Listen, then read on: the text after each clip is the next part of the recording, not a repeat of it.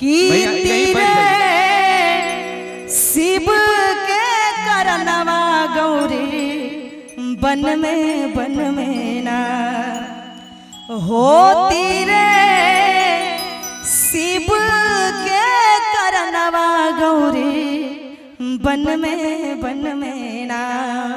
कहते हैं कि गौरी का जब से शादी हुआ है ना शंकर भगवान से तो वन में ही रखे हैं, कभी महल अटारी में नहीं रखे। उनका सपना भी पूरा नहीं हो पाया। और कौन भाव में सखी एवं सहेली गाती है भैया कि तीरे शिव के करनवा गौरी बन में ना होती रे शिव के करनवा गौरी बन में ना। एक मीठी मीठी ताली हो जाए इधर से।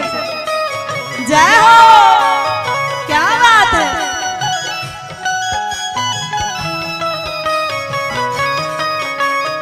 और पोथी देखलन पतरा देखलन नारदा बभानवा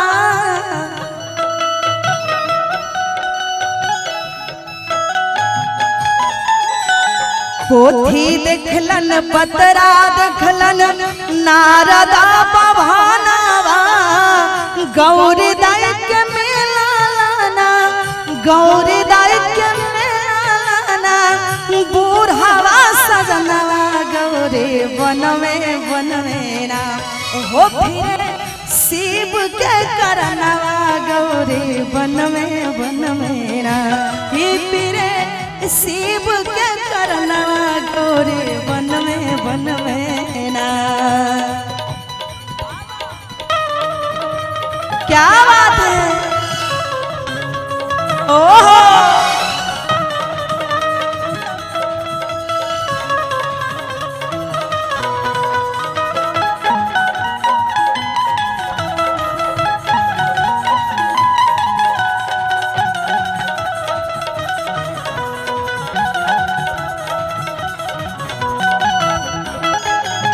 क्या बात है।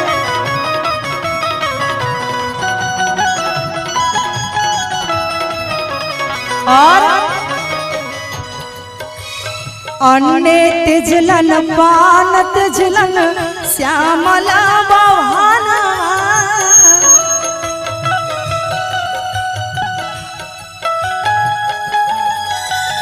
अन्ने तिजलन पान तिजलन बदन में आभूषणवा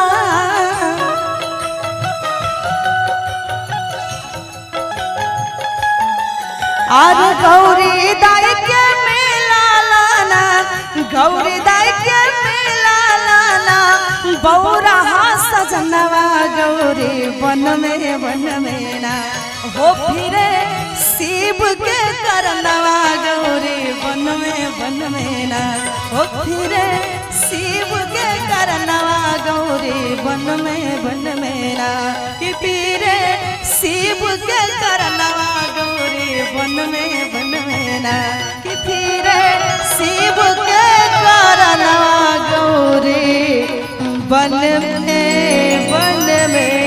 ना।